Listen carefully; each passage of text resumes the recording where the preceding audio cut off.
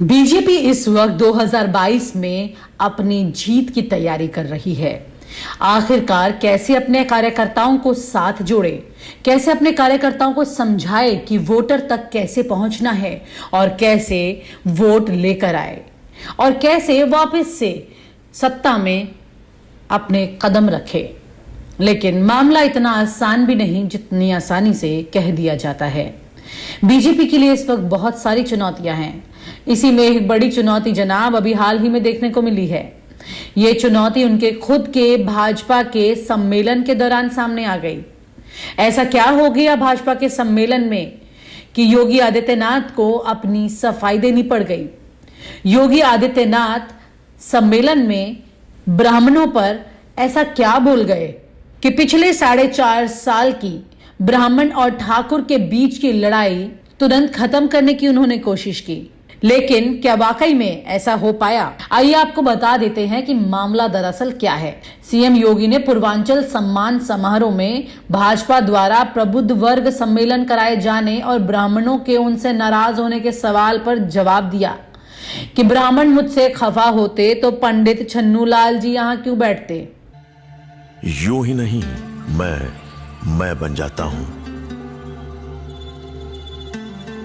रोज पहले किरण का छोर ढूंढने निकल जाता हूं। धूप छांव दिन रात की परवाह किए बिना पढ़ता जाता हूं। तब कहीं उस उम्दा अनुभव को दुनिया तक पहुंचा पाता हूं।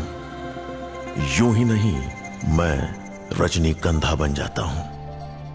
उन्होंने कहा कि प्रबुद्ध समाज हमारे इन्हीं कार्यों से संतुष्ट है कि हम लोगों ने अयोध्या को, मथुरा को, काशी को, विंध्यवासिनी धाम को उसकी पहचान दिलाने का काम किया है। बाबा विश्वनाथ यहाँ के इष्ट हैं और उनकी बड़ी कृपा है, माँ गंगा की कृपा है और प्रधानमंत्री का विजन है।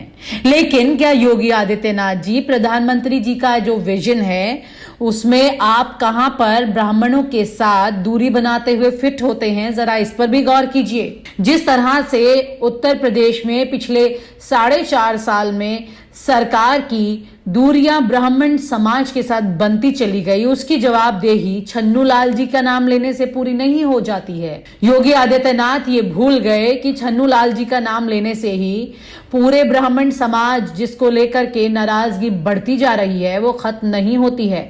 माँ गंगा की कृपा होगी आप पर, विश्वनाथ जी की कृपा भी होगी आप पर। आपने तमाम धार्मिक स्थलों को आगे भी बढ़ाया होगा, मस्जिदों को तोड़कर धर्म की बड़ी लकीर भी खींची होगी।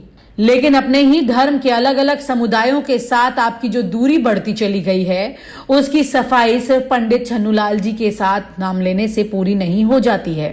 योगी आदित्यनाथ जी को इस बारे में एक बार सोचना जरूर होगा कि आखिरकार वो ब्राह्मणों के साथ दूरी की बात को किस तरह से कवर अप करेंगे। और आप हमसे जुड़े रहने के लिए सब्सक्राइब करें YouTube पर, फॉलो करें Twitter पर और लाइक करें Facebook पर। और ज्यादा जानकारी के लिए न्यूज नशा की वेबसाइट पर जाएं। आपको टाइप करना होगा सिर्फ न्यूज नशा।